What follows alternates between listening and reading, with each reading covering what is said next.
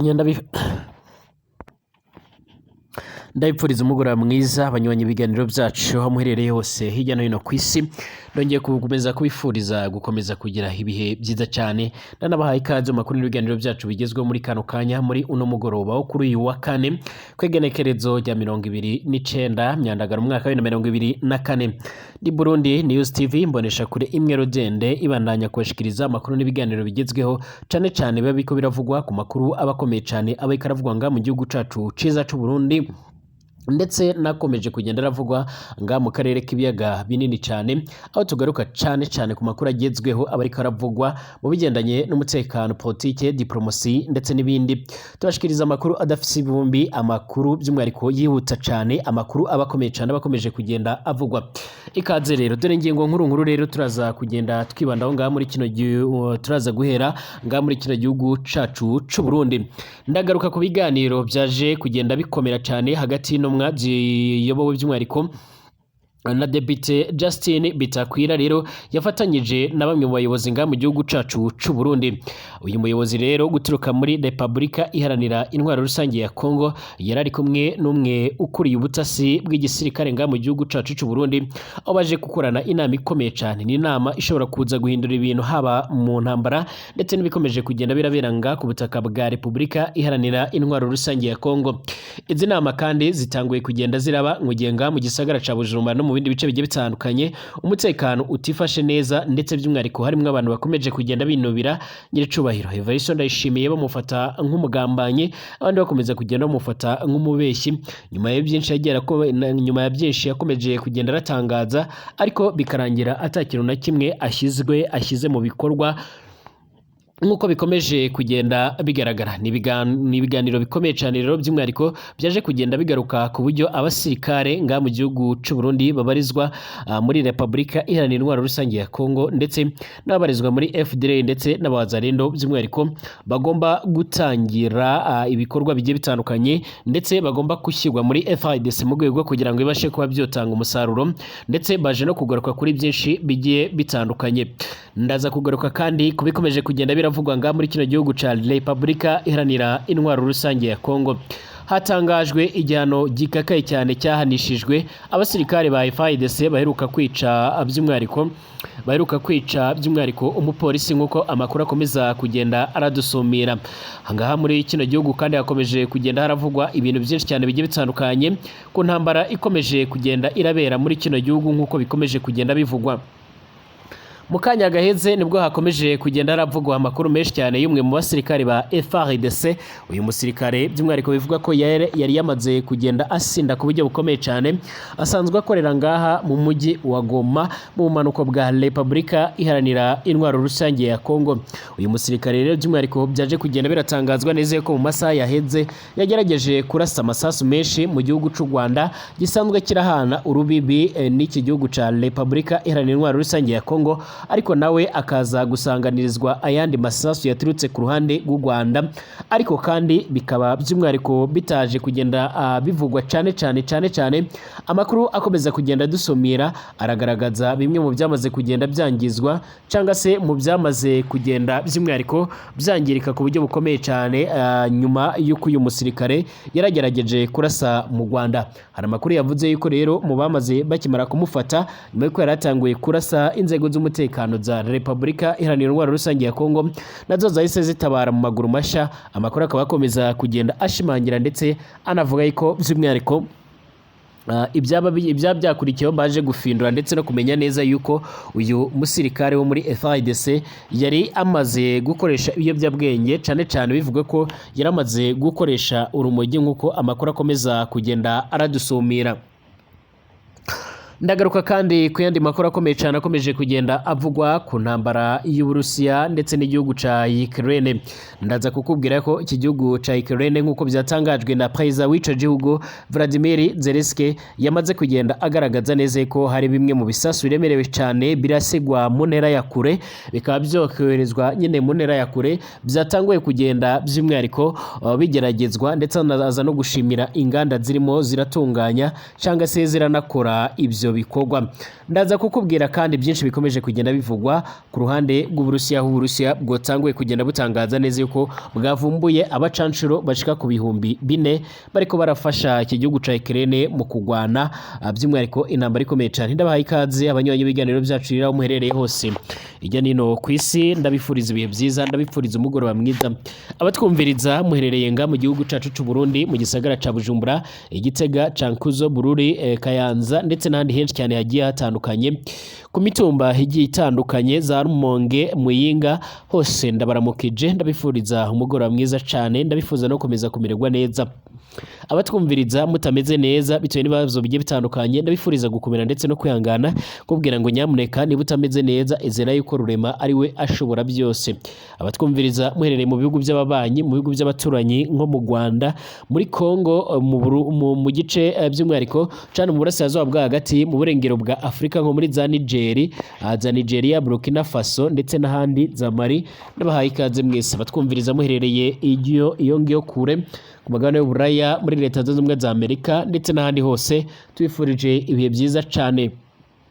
Ikaze muri kino kiganiro nyine cyo kuri uyu mugoroba. Hari ubwa mbere ushyize ngaha rero, reka ngubwire ngo pisonda handitse sabone kugira ngo ucaronka amakuru n'ibiganiro byacu tubandanya kubashikiriza, tubashikiriza amakuru akomeye cyane bari karavugwa mu bigendanye n'umutekano, politike, diplomasi ndetse n'ibindi bigiye bitandukanye. Ndabahaye ikaze mwese abanywanyi b'ibiganiro byacu, munyemerere tuyatangurire hagati y'igihugu cy'u Burundi ndetse na Repubulika Iharanira Intwaro Rusange ya Kongo. Hari amakuru akomeye cyane akomeje kugenda agaragara hagati y'ubushuti ndetse n'ubufatanye hagati y'igihugu cy'u Burundi by'umwihariko cyangwa se hagati y'ubutegetsi bwa Gitega ndetse na Kinshasa, nyuma y'uko ibintu bikomeje kugenda birakomerana hagati ku mpande zombi. Hari amakuru yakomeje kugenda aravugwa yuko rero nyiricubahiro Evariste Ndayishimiye yaba by'umwihariko yaramaze kumenya umugambi ukomeye cyane, aho bivugwa yuko rero hoba hari itsinda ry'umwari wa Red Tabara waba ushaka kuba wo muhitana cyangwa se ukagaba igitero gikomeye cyane gishobora kuba cyozahindura ibintu nga muri kino gihugu cy'u Burundi, ndetse ibintu bikaba byotangira kuba bibi cyane mu gihe hategerejwe amatora yimirijwe umwaka utaha, umwaka wa 2024. Ni nako kandi ku ruhande rwa Repubulika Iharanira Intwaro Rusange ya Kongo, aba nabo bakomeje kugenda by'umwihariko barwambikana hagati y'igisirikare cyabo ndetse n'umuhari wa M23. Ubutegetsi bwa Kongo bwamaze igihe bwishiramo igihugu cy'u Rwanda bagishinza kuba ari cyo gifasha umuhari wa M23 mu bikorwa byawo bigiye bitandukanye. Leta ya Kigali kandi ibyo ngibyo byari bihakanye kenshi, ahubwo ikomeza kugenda ishinja ubutegetsi bwa Kinshasa ko ari bwo buri inyuma yo guhereza ubufasha ndetse no gufatanya mu guhungabanya umutekano ndetse no gushaka kuwuhungabanya umutekano w'u Rwanda bafatanyije n'umuhari wa FDLR. Iyi FDLR kandi isanzwe inatoza urwaruka rwazwa mu uri ku butegetsi uzwi nka CNDD-FDD mu butegetsi bwa Gitega. Uyu muhari kandi by'umwihariko wa FDLR binavuga ko usanzwe unafise imikoranire hagati y'igihugu cy'u Burundi ndetse na Kongo. Ku ruhande kandi rw'ubutegetsi bwa Gitega nabwo bwakomeje kugenda bwumvikana burashinze u Rwanda gufasha ndetse no guhereza icumbi abagwanyi ba Red Tabara basanzwe baragwanya ubutegetsi bw'u Burundi. Ariko kandi kuri iyo nshuro ndetse no kuri izo ngingo u Rwanda rwarabihakanye, ahubwo rugaragaza neza ko icyo gihugu caba kirimo kirakorana n'aba FDLR nk'uko bikomeje kugenda bigaragara. Hakomeje ubufatanye ndetse by'umwihariko no gukomeza by'umwihariko ubufatanye bw'abo hagati ya Kongo ndetse n'u Burundi mu rwego rwo kugira ngo rero by'umwihariko umutegetsi uzategwa muri ibyo bihugu byombi azabashe kuba yakunganirwa n'undi na mugenzi we. Amakuru y'ibanga hakomeje kugenda arashyirwa ahagaragara by'umwihariko mbere y'amatora. Nyiricubahiro Evariste Ndayishimiye yari yohereje umwe mu bashinzwe ubutasi bukomeye cyane ngaha mu gihugu cy'u Burundi kugira ngo abashe kuganira nabo ku ruhande rwa Kongo uburyo bashobora kuba bo kwitwara n'uburyo bashobora gutanguza iyindi ntambara nshasha bariko barategura cyane cyane ku Banyamurenge. Ni mu gihe ngaha mu gihugu cya Kongo ari intambara zikomeye cyane ziganjemo iziri kwiyasira abo mu bwoko bw'Abatutsi, hakaba ariko haragaragara kandi izindi ntambara ngaha mu gihugu cy'u Burundi aho mu bwoko bw'Abatutsi nabo bakomeje kugenda babangamirwa ku buryo bukomeye cyane. Bikubiye mu makuru y'ibanga hakomeje kugenda hashyirwa ahagaragara ava mu butasi bw'igisirikare cy'u Burundi, ndetse by'umwihariko hakaba ari amakuru dukesha umwe mu basanzwe babarizwa muri ubu butasi bw'igihugu cy'u Burundi, ariko akaba atashimye yuko amazina yiwe atangazwa ku bw'umutekano wiwe, nyuma y'uko habaye umubonano ukomeye cyane wahuje Depite Justin Bitakwira ndetse na Colonel Ildefonsi Habarurema wo mu ngabo z'u Burundi, aho by'umwihariko baganiriye ku gushora intambara ku bwoko bw'abanyamurenge ndetse n'abatutsi bo muri rusange by'umwihariko haba mu burasirazuba bwa ADC ndetse no mu gihugu cy'u Burundi nk'uko amakuru akomeza kugenda aradusumira.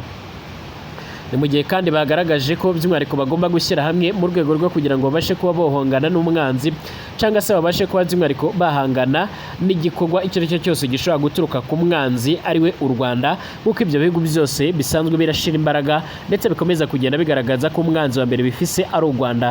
Icyakora u Rwanda ruvuga ko ibyo byose ari ibinyoma, ahubwo rukagaragaza izindi nzitizi by'umwihariko aho nabo bavuga yuko bafise imihari ibatera inkunga kugira ngo abashe kuba yodudubanganya ibintu ngaho mu gihugu cy'u Rwanda.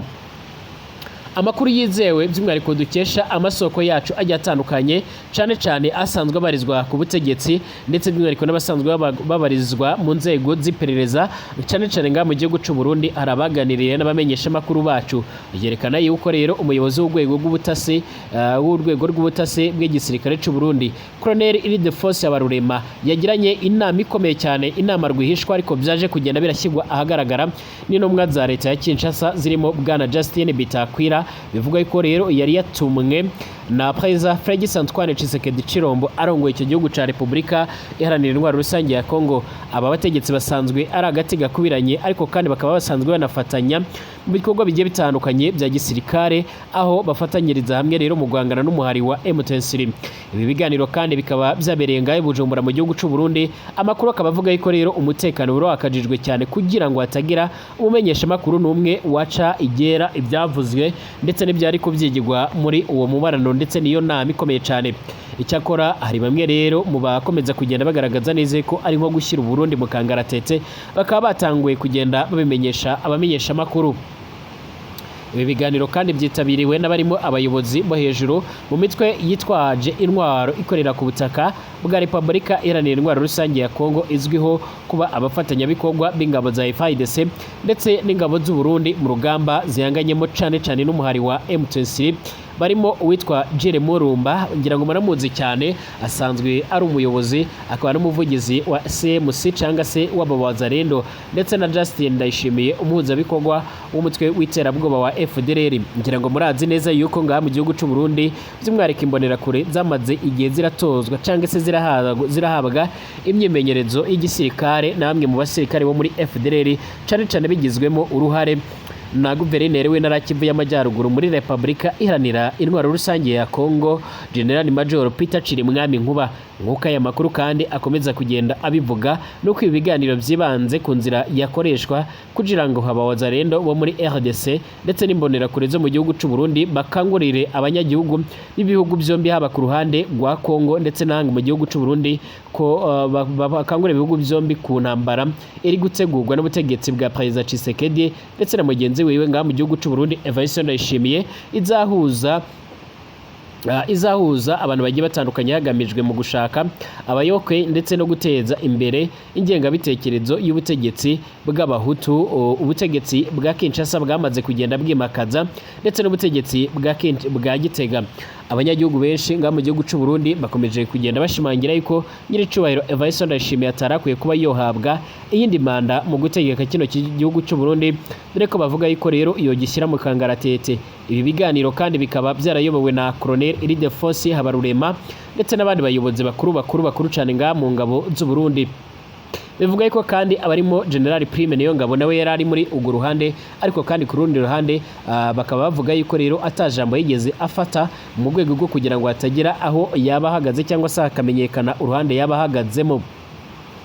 Mu gihe rero Justin Bitakwira usanzwe ari umudepite mu rwego rw'igihugu muri Repubulika Iharanira Intwaro Rusange ya Kongo, ndetse amakuru adushikira akaba avuga yuko rero uyu mugabo yoherejwe na Tshisekedi mu rwego rwo kugira ngo ibihugu byombi bibashe kureba uburyo byokomeza kugenda birafatanya cyane cyane mu guhiga ndetse no gutsemba abo mu bwoko bw'abatutsi, ndetse izi gahunda zikaba zaratangiriye mu bikorwa byo kwinjiza abasirikare ndetse by'umwihariko no kugenzura abasanzwe babarizwa mu nzego z'umutekano mu rwego rwo kugira ngo bazabashe kugenda barabanyuruza ndetse banabakuraho mu buryo bugiye butandukanye. uyu mugabo rero Justin Bitakwira asanzwe azwiho gukoresha imvugo zibiba amacakubiri, aho yakunze kwita abatutsi bo muri RDC ubwoko bubi cyane, akavuga yuko ari abo mu bwoko bw'inzoka. Ibi kandi binajyana no kuba akomeje kugenda atera inkunga imihari igiye itandukanye, nk'uko amakuru akomeza kugenda aradushikira, cyane cyane iy'abazarendo ikomeje kugenda yibasira mu bwoko bw'abatutsi ngaha muri kino gihugu. Nk'uko rero bikomeje kugenda bigaragara, hari byinshi yagiye atangaza mu biganiro.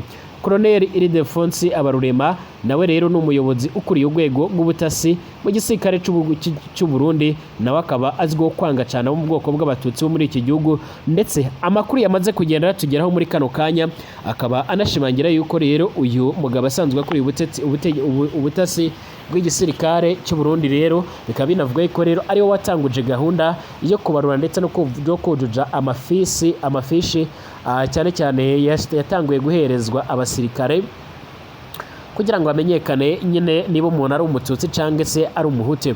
Byari bisanzwe bizi neza yuko RDC ishinza umutwe wa M23 kuba rero uyu mutwe utegwa inkunga n'igihugu cy'u Rwanda, nk'uko natanguye mbivuga. Icyakora ku ruhande rwa leta y'u Rwanda rwakomeje kugenda rubahakana inshuro nyinshi, ahubwo rugakomeza rushinza ubutegetsi bwa Tshisekedi gukorana bya hafi n'iterabwoba n'umutwe w'iterabwoba wa FDLR barimo basize bakoze genocide yakorewe abatutsi mu Rwanda. Ni mu gihe kandi u Rwanda rwakomeje kugenda rugaragaza neza yuko atamuru n'umwe ruzigera rurasaba ubufasha kubigendanye no kuba by'umwihariko barinda umutekano w'abanyagihugu ndetse no kurinda ubusigire bw'igihugu, mu gihe ku ruhande rwa Kongo bakomeje kugenda bavuga yuko biteguye kuzorosa cyangwa se gutangiza intambara ku mugaragaro ku gihugu cy'u Rwanda. U Burundi nabwo rero bwakomeje kugenda bwumvikana burashinza uyu umutwe wa Red Tabara, burashinza Kigali gufasha umuhari wa Red Tabara ndetse no kubaha icumbi, ariko u Rwanda rwakomeje kugenda rubihakana, ahubwo rwongera gushinza igihugu cy'u Burundi gukorana n'aba FDLR.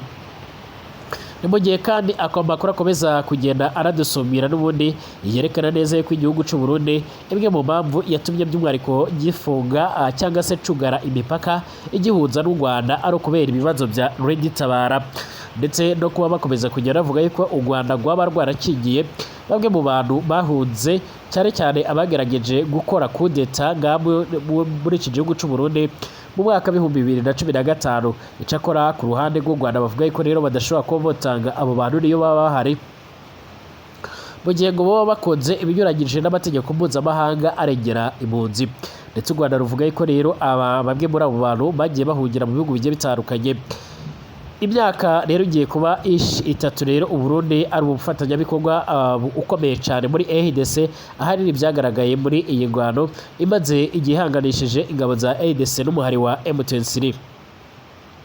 Abarundi rero bakaba basanzwe bafise abasoda benshi ngaha muri kino gihugu ca Kongo, haba mu maruko ndetse no mu burengero bw'icyo gihugu ca Kongo. Ariko kandi amakuru akomeza kugenda adusumira agaragaza neza yuko mu gihugu cacu c'u Burundi himirijwe amatora yimirijwe umwaka utaha, bikomeje kugenda bimenyekana neza yuko nyiricubahiro Evariste Ndayishimiye yaba ari kugerageza by'umwihariko kugerageza kuganira na mugenzi wiwe wa Kongo mu rwego rwo kugira ngo mu gihe aya matora azaba harimo hazaboneka abasirikare baturutse muri Kongo, cyane cyane abasanzwe bararinda Tshisekedi ndetse na bamwe mu bacancuro ko batangura kuza kurinda nyiricubahiro Evariste Ndayishimiye mu gihe nawe atazaba yizeye umutekano wiwe. Ni mu gihe kandi amakuru akomeza kugenda dusumira nyine cyangwa se nk'uko mubizi mu matora yabaye mu mwaka uheze w'2023 muri Kongo, abasirikare baturutse i Burundi ari bamwe mu bari barinze Perezida Félix Antoine Tshisekedi Chilombo, uko bikomeje kugenda bigaragara. Hatangajwe igihano gikomeye cyane rero nk'uko bikomeje kugenda bigaragara gikakaye cyahanishijwe abasirikare ba FARDC baherukaga kwica abamotari nga muri Goma ndetse n'umwe mu bapolisi. N'abasirikare bashika ku 8 bo mu ngabo za Repubulika Iharanira Intwaro Rusange ya Kongo bashinzwa kwica barashe rero abamotari bashika kuri 2 bakabambura amamoto yabo bagaca barayagurisha, bakaba bamaze kuba bohanishwa igihano cy'urupfu. Igihano cy'urupfu rero cyatanguye kongera gukoreshwa nga muri Kongo muri uyu mwaka. Icakora imiryango igitandukanye iharanira agateka kazina muntu yakomeje kugenda yamagana ibyico gihano. Urubanza rwasomwe rero ku wa kabiri ku itariki 26 Myandagaro umwaka wa 2024 rusomwe n'urukiko rwa gisirikare ruherereye muri teritwari ya Nyiragongo. Abo basirikare rero by'umwihariko uko bashika ku 8 ba Republika Iharanira Intwaro Rusange ya Kongo barashinjwa kwica bakoresheje imbunda, aho barashe rero abasivili bashika kuri 2 bari basanzwe bakora akazi ko gutwara abagenzi ku imoto zabo. Ubwo hariho rero haba umukwabo wa gisirikare mu cyumweru giheze. Aba bamotari bashika kuri 2 bishwe rero barashwe n'aba basirikare mu masaha y'umugoroba mu gace ka Buhombo muri teritwari ya Nyiragongo. Babajije ko rero bari barengeje amasaha yagenewe n'abatwara imoto, kuko rero bigenewe ko saa 12 z'umugoroba ako kazi kagomba kuba kamaze guhagarara. Aba basirikare rero bakatiwe ubwo gupfa ni uwitwa Sindika Kabeya, Sergeant Major Ngoyi Kabeya, Sergeant Major Ntumba Chibangu Federique, ndetse n'uwitwa Achilonda Amwana Heritier, ndetse n'uwitwa Kabulo Balebule Junior Kaplari Beya Ndombi, ndetse na Kaplari Ntumba Kalombo, ndetse na Ntumba Bahikwamba Agustine, nk'uko bikomeze kugenda biratangazwa. Abo bose rero bashinjwaga n'umugenzuzi wa gisirikare muri Goma witwa Modondo Michel, aho bashinjwaga rero icaha cy'ubwicanyi bakoze bagamije ubujura ndetse n'icyaha cyo gupfusha ubusa amasasu y'intambara, nk'uko biriko bitangazwa. Iki gihano cy'urupfu rero cyatanzwe mu nyuma y'uko societe civile ikorera mu gace rero ka Nyiragongo isabye yuko hatangwa ubutabera kuri ubu bwicanyi bwakorewe bari abasivile b'abamotari. Thierry Gasiro rero umunyamabanga wa societe civile muri Nyiragongo yagize ati: uru rubanza rurangiye abasirikare 8 bahamijwe icaha cyo kwica abaturage mu bihe by'amahoro. Ni kuri twe twanyuzwe n'igihano catanzwe, kuko rero kije mu buryo bwo guhamya icyizere hagati y'abanyagihugu ndetse n'ubuyobozi, ndetse no guca umuco wo kudahana wakunze kugaragara mu bumanuko ndetse n'uburengero bw'iki gihugu cacu. Uwo muri societe civile rero yasabye ubugenzuzi bwa gisirikare kujya bukomeza kuburanisha imanza nk'izi ngizi mu ruhame, kugira ngo abaturage babashe kuzirikana ndetse no gukurikirana ibihano bihabwa ababicanyi, nk'uko bikomeje kugenda biratangazwa. Hamaze kugenda hamenyekana amakuru kandi agendanye n'ibyaje kugenda byangirika ubwo umwe mu basirikare ba Republika Iharanira Intwaro Rusange ya Kongo yageragezaga kurasa mu Rwanda, nk'uko bikomeje kugenda biratangaza. Ibyangirijwe n'amasasu umusirikare wa FARDC warashe mu Rwanda byamaze kugenda biramenyekana. Hari igihe cy'isaha ya saa 6 z'amanywa kuri uyu wa kane ku igenekerezo rya 29 Myandagaro umwaka wa 2024, umusirikare wo mu ngabo za Republika Iharanira Intwaro Rusange ya Kongo yarashe amasasu ahagaze ku butaka bwa FARDC, agahita yerekeza mu gihugu cy'u Rwanda, aza kugira ibikorwa remezo rero by'abaturage yangiriza. Aya masasu rero yarashwe n'umusirikare wo mu ngabo za FARDC kuri uyu wa kane. Amakuru avuga ko rero nta muntu wishwe cyangwa se ngo amukomeretse, usibye ko rero yasenye inzu y'umuturage, nk'uko biriko bitangazwa. Aya makuru kandi akomeza avuga ko rero uyu musirikare akimara kurasa bagenzi bewe bahise bamusubiza mu nyuma mu rwego rwo kumuhisha, nk'uko bikomeje kugenda bigaragara. Muri ako kanya bikimara kuba rero inzego z'umutekano ku ruhande rw'u Rwanda zahise zitangira kubikoraho itohoza, nk'uko aya makuru ava muri ibyo bice akomeza kugenda arabivuga. Bamwe mu baturage rero baturiye ibice byo ku mupaka uwo bita Petite Barriere bavuga ko uyu musirikare wa FARDC yarashe amasasu menshi, bikaba byanatumye rero abanyarwanda batinya kongera kwambuka kuri uyu mupaka bagana i Goma. Aba baturage kandi bavuga yuko rero ayo masasu yarashwe yasenye inzu y'umuturage, amena n'ibirahure by'amadirisha y'iyo nzu, kandi ko iyo nzu yangiritse bikomeye cyane. Usibye ibyo kandi ibyo nta bindi birabasha rero kuba byamenyekana byangirijwe n'iryo rasa ryakozwe n'umusirikare wo mu ngabo za Republika Iharanira Intwaro Rusange ya Kongo zizwi nka FARDC, nk'uko bikomeje kugenda biratangazwa. ibi kandi bikomeje kugenda biba mu gihe iki gihugu cakomeje kugenda kivuga yuko rero umunsi umwe kizorasa mu Rwanda, ariko inzego z'umutekano z'ico gihugu c'u Rwanda nazo zikaba zikomeza kugenda ziba maso. Mu kanya mu makuru akurikira ndaza kukubwira byinshi biriko biravugwa ku bikorwa byatanguye kugenda birakorwa n'igisirikare ca Ukraine, aho batanguye kugenda bagerageza intwaro bamaze iminsi barikorera zirasa kure. Ndabashimiye mwese abanywanyi b'ibiganiro byacu muherereye, bakomeze kugira ibihe byiza n'umugoroba mwiza. Iyi ni Burundi News TV, imbonesha kuri mwe rugende bandanya kubashikiriza amakuru n'ibiganiro bigezweho.